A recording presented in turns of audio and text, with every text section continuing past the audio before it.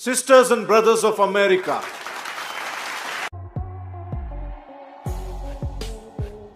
दोस्तों, एक बार की बात है जब एक नवाब स्वामी विवेकानंद के पास आते हैं और वो स्वामी विवेकानंद से एक सवाल पूछते हैं। नवाब कहते हैं कि मूर्ति पूजन सही नहीं, फिर हिंदू धर्म के लोग मूर्ति पूजन क्यों करते हैं? इस बात पर चाहते तो स्वामी विवेकानंद भड़क सकते थे, लेकिन स्वामी विवेकानंद ने बहुत ही प्यार से उस नवाब से एक तस्वीर मंगवाई। दरअसल उस तस्वीर में नवाब के पिताजी की सूरत बनी हुई थी। विवेकानंद ने उस नवाब से वो तस्वीर मंगाई और कहा कि इस तस्वीर को बाहर फेंक दे। स्वामी विवेकानंद के इतना कहते ही उस नवाब ने कहा कि इस तस्वीर में मैं अपने पिता का अक्स देखता हूँ और इसे मैं कभी नहीं फेंक सकता। इतना कहते ही स्वामी विवेकानंद जी ने उस नवाब से कहा कि जिस प्रकार तुम अपने पिता की तस्वीर में उनका अक्स देखते हो, ठीक उसी प्रकार हिंदू धर्म के लोग भी मूर्ति में भगवान का रूप देखते हैं। स्वामी विवेकानंद की तर्कपूर्ण बातें सुनकर वो मुस्लिम नवाब भी उन्हें प्रणाम किए बिना नहीं रह सका। दोस्तों, कहा जाता है कि स्वामी विवेकानंद का जन्म एक खास मकसद से हुआ था और जैसे ही स्वामी विवेकानंद के द्वारा कुछ खास मकसद को पूरा कर लिया गया, स्वामी विवेकानंद ने अपने आप को एक कमरे में बंद कर लिया और महज 10 मिनट के बाद स्वामी विवेकानंद हमेशा के लिए सो गए। कहा जाता है कि स्वामी विवेकानंद को पहले ही पता था कि उनकी मौत किस दिन, कब और कैसे होनी है।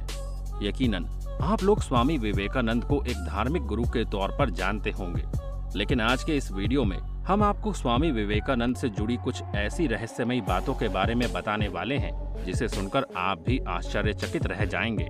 दोस्तों, स्वामी विवेकानंद के जन्म और उनके जिंदगी की कहानी के बारे में तो आपने खूब सुना होगा, लेकिन आज हम आपको स्वामी विवेकानंद जी की रहस्यमयी मौत के बारे में बताएंगे।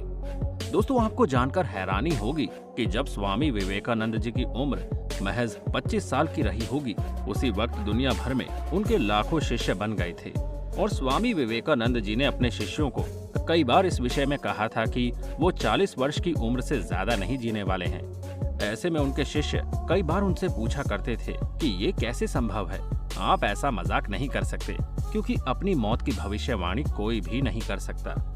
अपने शिष्यों के द्वारा ऐसी बातों को सुनकर स्वामी विवेकानंद जवाब नहीं देते थे, बस मुस्कुरा देते थे।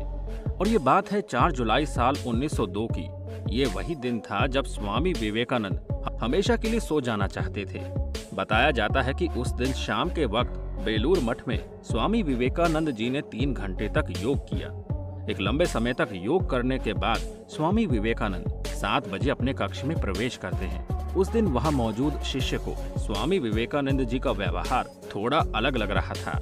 यही वजह है कि स्वामी विवेकानंद जी के द्वारा मना करने के बावजूद भी उनके शिष्यों ने महज 10 मिनट के बाद ही उनके कक्ष का दरवाजा खोल दिया। और आपको जानकर हैरानी होगी कि 3 घंटे तक मृत अवस्था में पाए गए।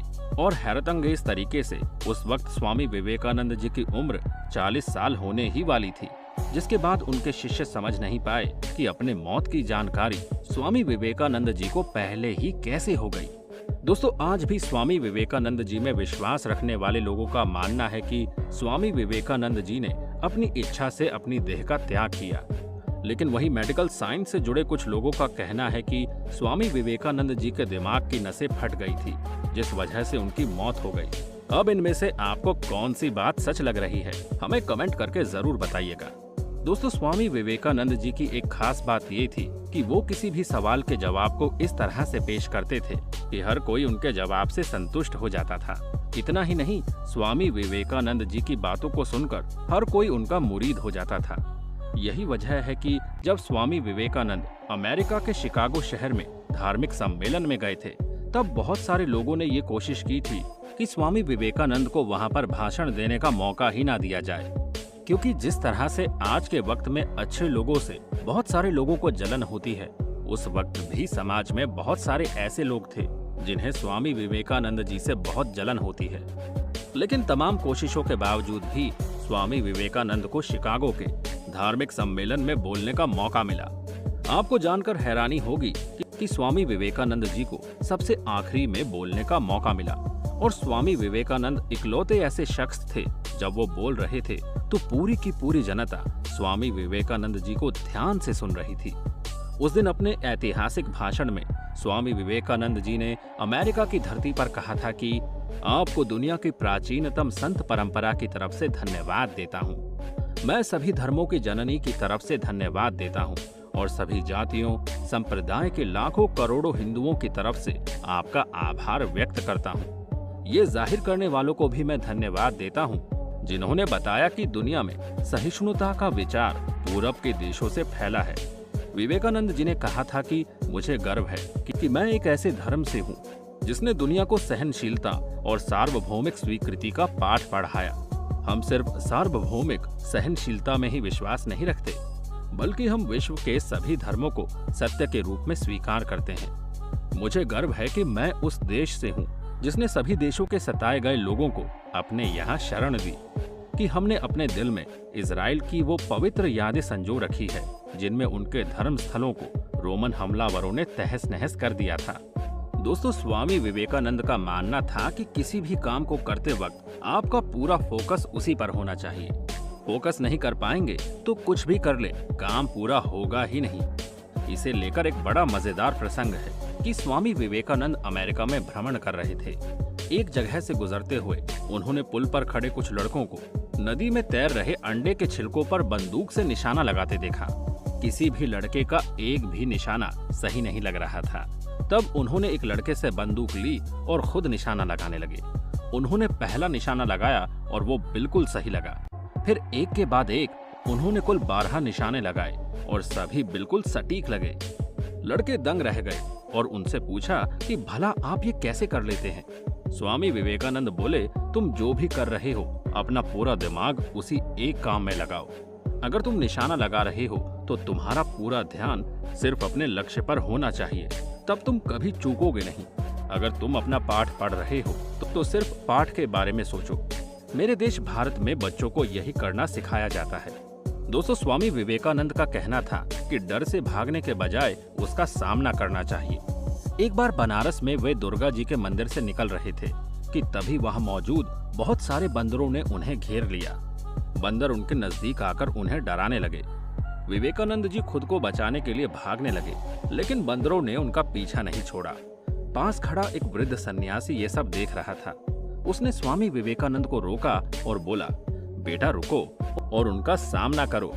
विवेकानंद जी तुरंत पलटे और बंदरों की तरफ बढ़ने लगे। फिर क्या था, सारे बंदर भाग गए। इस घटना से स्वामी जी को सीख मिली और कई साल बाद उन्होंने एक संबोधन में कहा भी, यदि तुम कभी किसी चीज से भयभीत हो तो उससे भागो मत, पलटो और सामना करो। स्वामी विवेकानंद को देश दुनिया के भ्रमण का बहुत शौक था। अमेरिका में भ्रमण करते वक्त वो जगह जगह पर अपना उपदेश भी देते थे। और एक दिन जब वो थकने के बाद अपने निवास स्थान पर लौटे, उन दिनों वे अमेरिका में एक महिला के यहाँ ठहरे हुए थे, लेकिन अपना खाना वो खुद बनाते थे। एक दिन वे भोजन की तैयारी कर रहे थे कि कुछ बच्चे पास आकर खड़े हो गए। बच्चे भूखे थे और स्वामी जी ने अपनी सारी रोटियां एक एक करके बच्चों में बांट दी। महिला वहीं बैठी सब देख रही थी। आखिर उससे रहा नहीं गया और उसने स्वामी जी से पूछ ही लिया, आपने सारी रोटियां उन बच्चों को दे डाली, अब आप क्या खाएंगे? स्वामी जी ने मुस्कुराकर कहा, रोटी तो पेट की ज्वाला शांत करने वाली वस्तु है। इस पेट में ना सही तो उस पेट में ही सही। देने का आनंद पाने के आनंद से बड़ा होता है। दोस्तों, जब स्वामी विवेकानंद जी विदेश गए थे तब उनके साथ एक बड़ा ही अजीबोगरीब वाकया हुआ। स्वामी विवेकानंद जी को उनके भगवा वस्त्र और पगड़ी देखकर लोगों ने पूछा, आपका बाकी सामान कहाँ है? स्वामी जी बोले, बस यही सामान है। तो कुछ लोगों ने व्यंग किया कि ये कैसी संस्कृति है आपकी, तन पर केवल एक भगवा चादर लपेट रखी है। इस पर स्वामी विवेकानंद जी मुस्कुराए और बोले, हमारी संस्कृति आपकी संस्कृति से भिन्न है। आपकी संस्कृति का निर्माण आपके दर्जी करते हैं, जबकि हमारी संस्कृति का निर्माण हमारा चरित्र करता है। संस्कृति वस्त्रों में नहीं बल्कि चरित्र के विकास में है। दोस्तों, ये बात सुनने के बाद आपको भी समझ में आ गया होगा कि स्वामी विवेकानंद जी इतनी कम उम्र में पूरी दुनिया में इतने पॉपुलर कैसे हो गए। दोस्तों, उम्मीद करते हैं कि ये जानकारी आपको अच्छी लगी होगी। वैसे स्वामी विवेकानंद जी की कौन सी बातें आपको सबसे अच्छी लगी है, हमें कमेंट करके जरूर बताइए। वीडियो अच्छी लगे तो लाइक करिए और हमारे चैनल को सब्सक्राइब करके बेल आइकन को ऑन करना बिल्कुल मत भूलिएगा, क्योंकि हमारी टीम हर रोज आपके लिए ऐसे ही इंफॉर्मेटिव वीडियोस लाती रहती है।